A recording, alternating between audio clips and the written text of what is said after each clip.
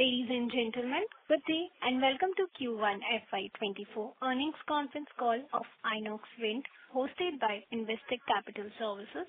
As a reminder, all participant lines will be in the listen-only mode, and there will be an opportunity for you to ask questions after the presentation concludes. Should you need assistance during the conference call, please signal an operator by pressing star, then 0 on a touch-tone phone. Please note that this conference is being recorded. I now hand the conference over to Mr. Anuj Upadhyay from Investec Capital Services. Thank you, and over to you, sir. Thanks, Muskan, and good evening to everyone out here. On behalf of Investec Capital, I would like to welcome you all to the Q1 FY25 earnings call of Inox Wind Limited. Today, we have with us Mr. Devansh Jain, Executive Director, Inox GFL Group, Mr. Kailash Tarachandani, CEO, Inox Wind Limited, Mr. Akhil Jindal, Group CFO, Inox GFL Group, and other senior members of the management. I would now hand over the call to the management for their initial remarks, after which we can open the floor for the Q&A. Thank you, and over to you, sir.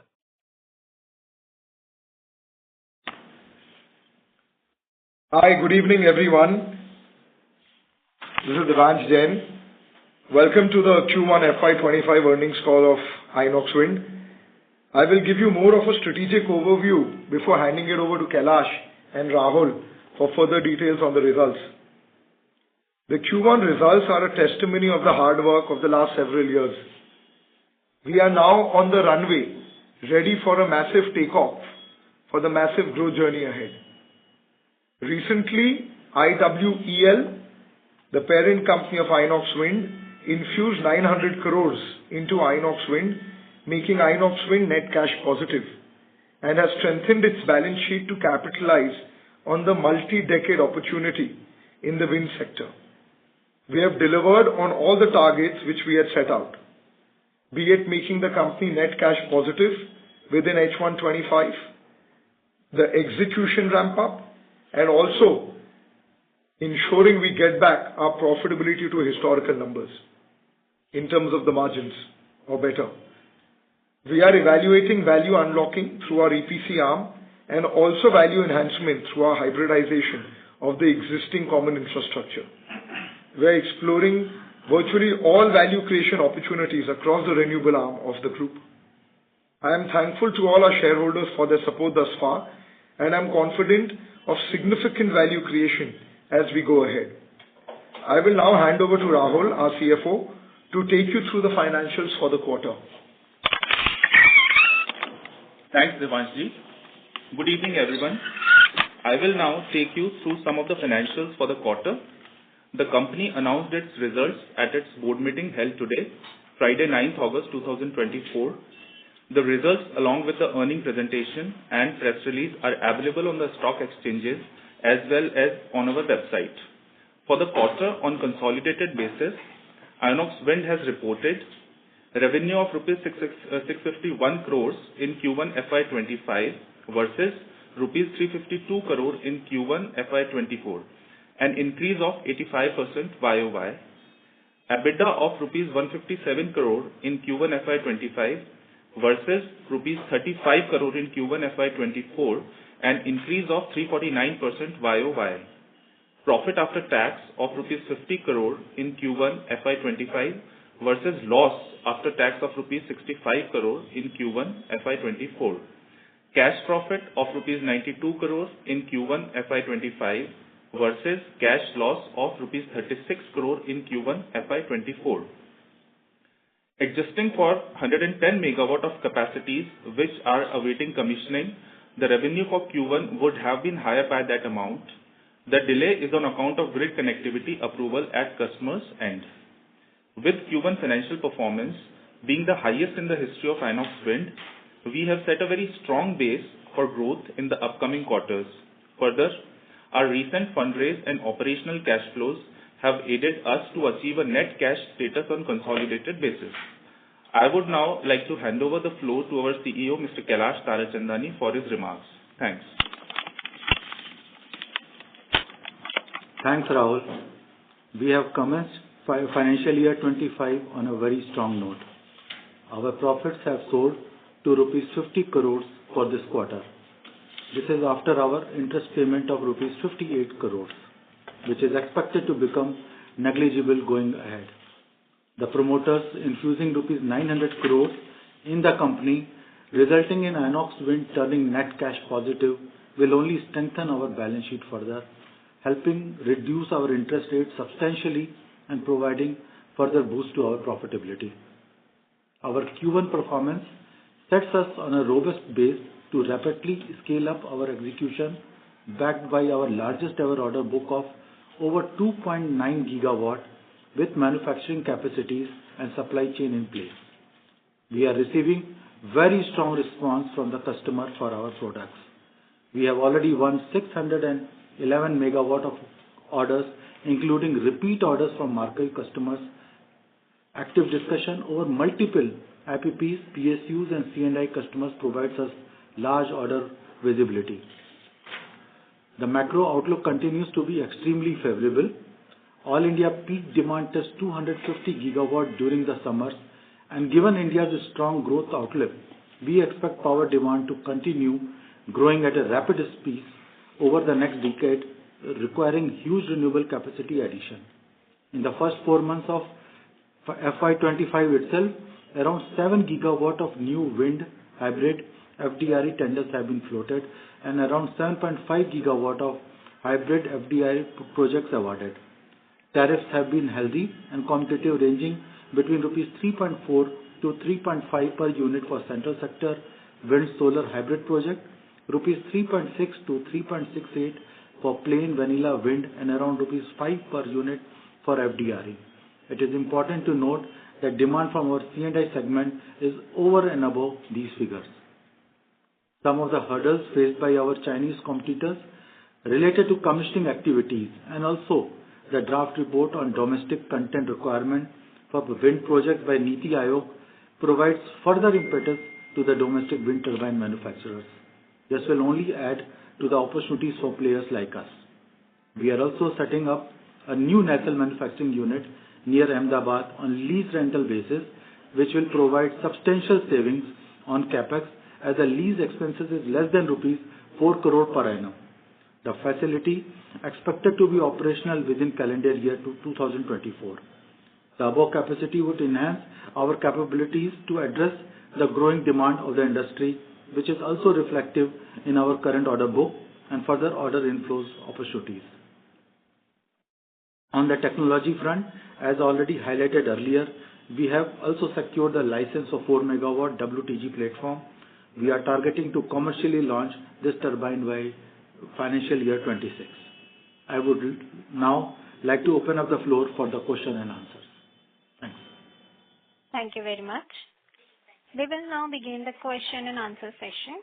Anyone who wishes to ask question may press star and 1 on the touchtone telephone. If you wish to remove yourself from question queue, you may press star and 2.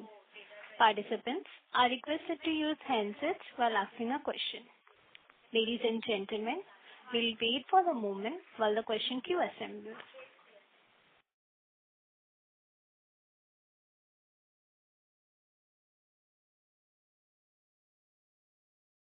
The first question is from the line of Smitesh from Raidhan Capital. Please go ahead. Hello. Good evening, gentlemen. Congratulations on the numbers and the good luck for the foreseeable future. My only question is, are we facing or thinking of any of the execution challenges which we may face on account of the several logistical issues to meet our guidance of this year? No, we don't see. I think small execution challenges are always there on the ground, but largely the way we are executing right now project, we don't see any foreseeable future, any problem as such. Thank you, sir. And my second question is, how is the order pipeline or a bid pipeline looking like with regard to the C&I segment? The large segment right now, the most of the orders which are coming are from the C&I segment because there is a huge impetus and huge demand as such.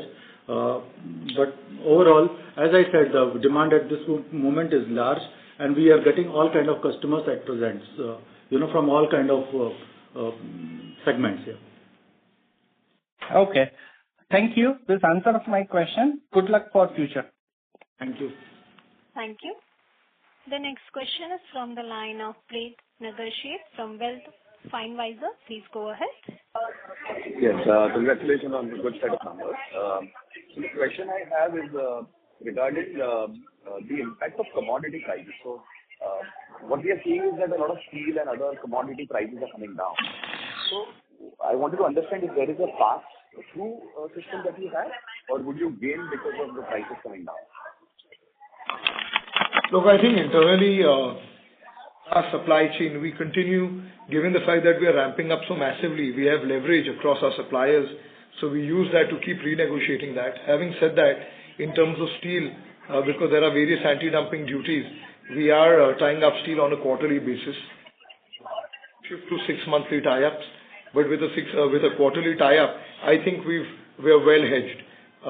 With respect to other commodities, we are not concerned with copper and aluminium, given that we tie up pricing for our components for the entire year. And as I mentioned, given the fact that we are ramping up so rapidly, we're using the incremental ramp up to further cut down costs as we move forward. Right. The other thing, Vivash, that we'd love to know is that one of the large MNCs is out on the block now. Are we looking to participate in that, acquiring the business of that MNC? Yes, we are looking at it. We are evaluating it. But all decisions which we take in this company are going to follow a very prudent capital allocation policy. We will not buy just for the sake of buying, and certainly we will not buy anything at absurd prices.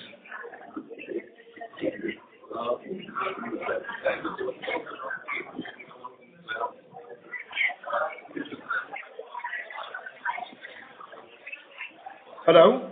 Hello. Are there any further questions? Yes. Regarding the guidance.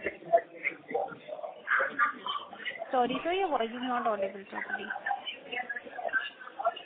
A lot of background noise as well. Yeah, can you hear me? Hello? Am I audible? Yeah.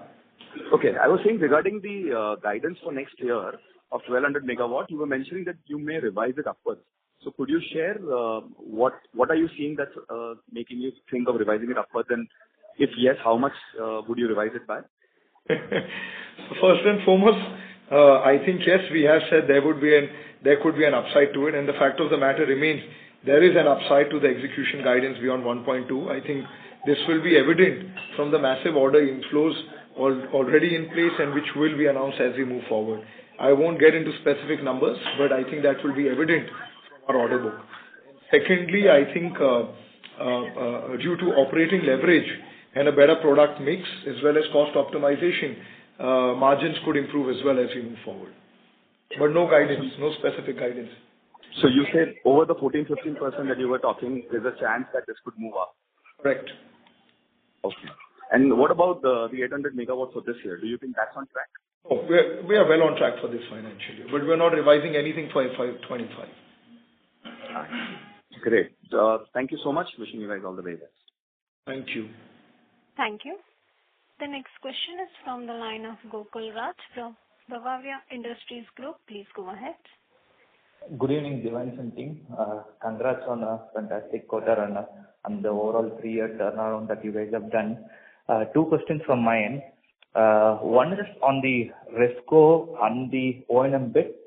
Would this also be broad-based platforms where you will do things outside of Inox turbines and stuff like that? And also would these evolve into broader renewable platforms like solar or stuff like that, or is it just on the wind side and primarily on Inox wind related stuff?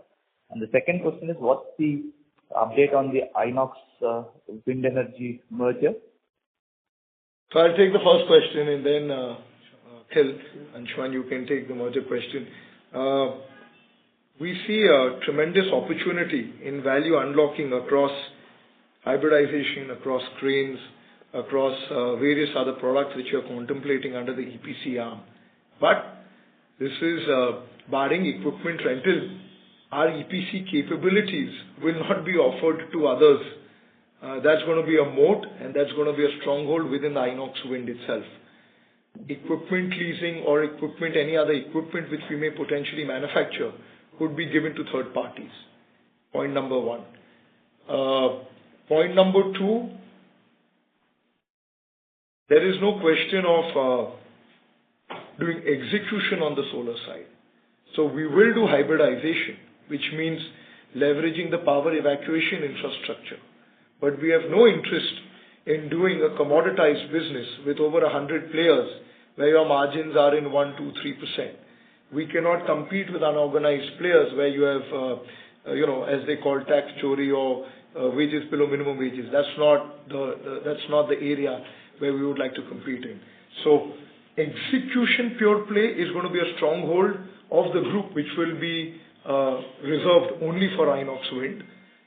Any equipment manufacturing or equipment rental would be outsourced to third parties as well.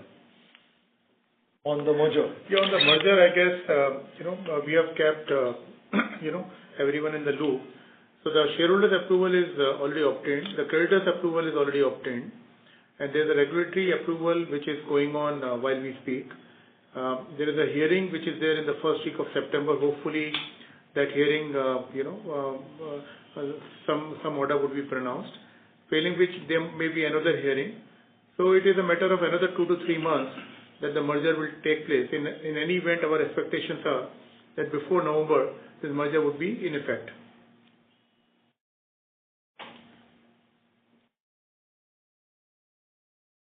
I hope you have answered your question. Participant left the queue. We'll move to the next. The next question is from the line of Darshit from Nirvana Capital. Please go ahead. Hi, sir. Thanks for the opportunity. Sir, when we look at the numbers and when we say about the historical kind of numbers which we want to achieve in terms of margins as well as top line, so margins have been pretty high even when we look at historical numbers of 16-17%. We are doing roughly 21-22% kind of operating margins at this 140-150 megawatt execution. So do you think the new normal would probably be higher than what we used to do it earlier in our 2014, 15, 16, 17 period? So our guidance for the full year is 16 to 17%. So broadly, we will remain in that range. On a quarter-on-quarter basis, there could be plus minuses, but broadly on a yearly basis, we would be on a 16% EBITDA margin. Got it. And sir, just to follow up on the merger thing, so the ratio was probably 158 shares of Inox Wind for every 10 shares of IWEL. And since after the bonus, so this ratio would be adjusted with the bonus thing in Inox Wind. Is the understanding correct, right? Yes. So it's now equivalent to 632 shares of Inox Wind for every 10 shares of Inox Wind Energy Limited, post the bonus. Sure. And so lastly, as the earlier participant also asked on the Siemens business, which is up on block.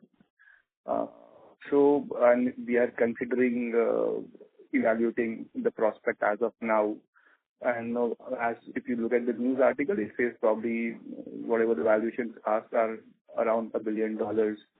So are we kind of looking capital, behind acquiring, even evaluating this business, since our order book and, the pipeline looks quite healthy.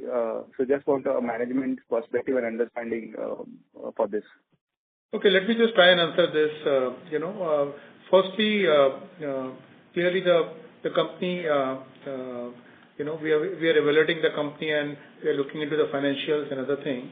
And to be honest, the situation of the company looks quite bleak to me at this juncture, given their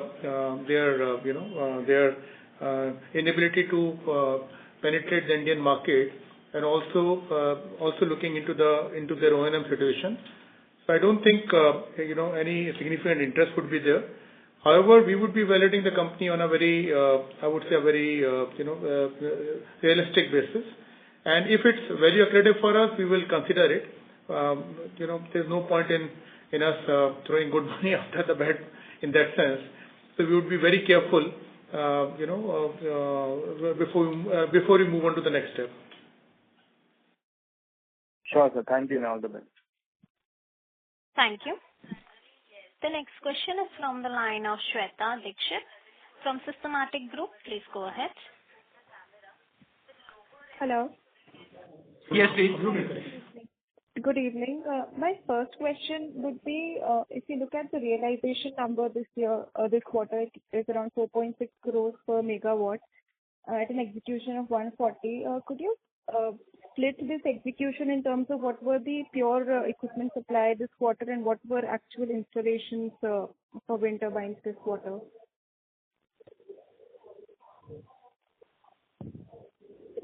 So, hi. So, actually, we cannot give the specifics onto it, but actually, we did 140 megawatt this quarter, and around 110 megawatt is at pre-commissioning stage as customers are awaiting grid approval.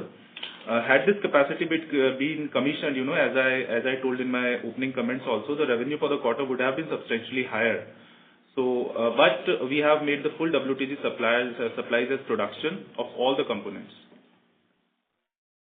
So, in terms of supplies of all the components, we still are looking at a realization lower than what otherwise is around 6 to 6.5 crores or 5.5 crores for the entire equipment supply. Still, we are on the lower side in terms of realization. Can you explain that? Yeah. So as of now, we are saying that 6 crore per megawatt is the total realization, out of which the number you are saying that is right. It is 4.5. But as I said earlier, there used to be commissioning revenue also, which is actually stuck for around 110 megawatt. So if you round up the numbers of 110 megawatt, this will give us around 150 to 160 megawatt more, and then it will make up 150 to 160 crores, and it will make up around 6 crore per megawatt. Okay, understood. Another question was, since last year we've seen a capital infusion of around 2,100 crores approximately into the company. Could you highlight what has been the debt repayment in this period, consolidated, excluding any working capital borrowings which were taken on?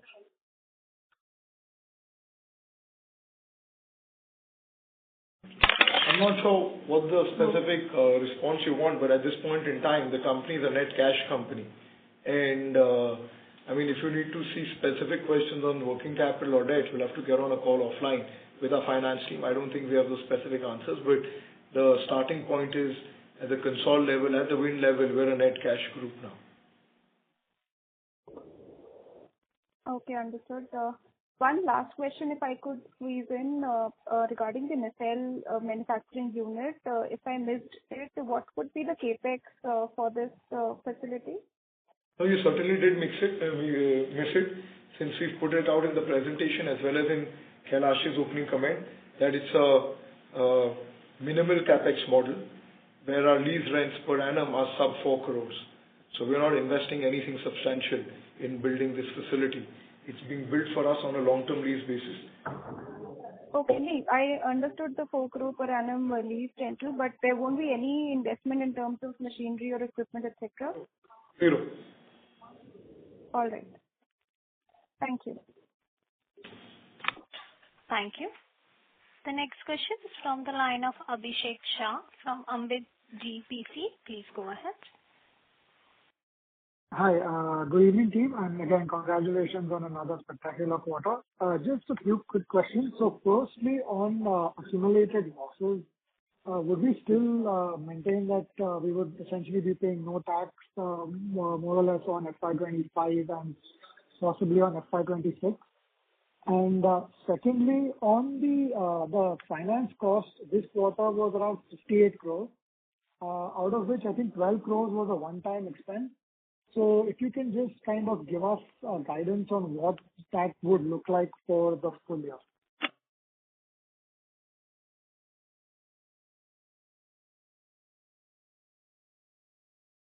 Yeah. So on this interest part, so actually our exit run rate will be 35 crore as of now. And going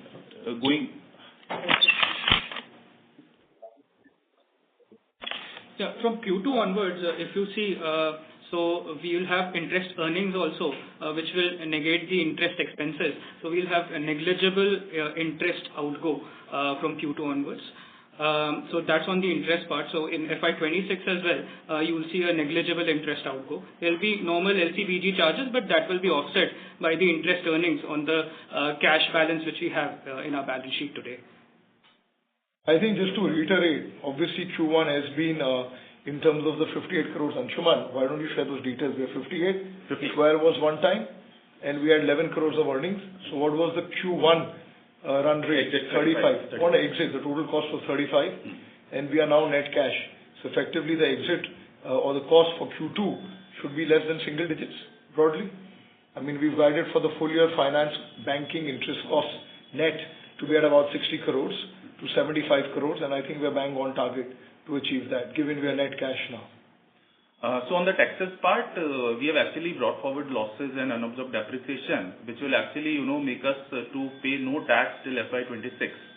So FY25 and 26 will be actually, paying no taxes on our profits. Great. Thank you so much. And just, sorry, if I can just squeeze one last. The entire 800 megawatts or most of it in the current financial year would all be the 3 megawatts, right? And 3 megawatt turbines going forward. No, it is largely 3 megawatt, but it's a mix of some orders which are still there from last year, which we have executed this year. A small number, very small number, but largely it remains in 3 megawatt. I'll say almost 80 to 90%. Great. Thank you so much and good luck going forward. Thank you. The next question is from the line of Rohan Vora from Envision Capital. Please go ahead. Hello. Thank you for the opportunity and congratulations on the numbers. So two questions. One is just a doubt. So basically, when we say the 110 megawatts, was just pending for want of certification. So that 110 is a part of 140, and that is why 150 crores of revenue is not booked. Am I right in understanding that? No, it is not part. 110 is waiting for grid approval, but the supply would have been done earlier, and they are erected and they are ready for commissioning. But when I think Rahul tried to explain that, it was like typically in a quarter, you mix both. There are supply revenues, there are commissioning revenues. And since this 110 megawatt which was ready for commissioning is not commissioning, that revenues is still not calculated in that. But it's not the same supplies. So on a blended, once a normalized revenue is booked, on a blended will be reaching around 6 crores per megawatt. This is what we said. Roughly 110 megawatt is there. If you take into almost on a thumb basis 1 crore or 1.2 crore, this will add another 120, 130 crore at least, or 150 crore, which will take it to almost 6 crore per megawatt. Great. Thank you. And one more question was on the fixed cost run rate. So what is the fixed cost run rate, annual run rate as of date? 110 crores. 110 crores. And as we scale up, massively, how do we see that increasing? Any directional idea on that? Yeah, so this is going to remain same almost. Hardly 5 to 10% increase might be there with the ramp up, but no major change. Great. Thank you so much and all the best. Thank you. The next question is from the line of Subhadra Sakar from Mount Infra Finance Private Limited. Please go ahead. Yeah. Sir, I have a small understanding that I need to have this, and this is regarding only the merger. So post merger, can you help me to understand what will be the on a fully diluted basis number of equity share and what will be the face value on that, so that I can get an understanding of how things will be. Inox Wind number of post merger, the number of fully diluted shares will be around 162 odd crores. Okay. This is number of equity share face value. Can you help me on that? Or you are talking about this is the number of share? Yeah, this is the number of shares, yes. Okay. And that will be of face value of what, sir? What will be the equity capital in this case? Face value of 10 rupees. Okay. Perfect, sir. So just one question on the execution side and on the pay. Like, sir, can you, is it possible to at least share a ballpark number of what is our working capital days right now? Or, like,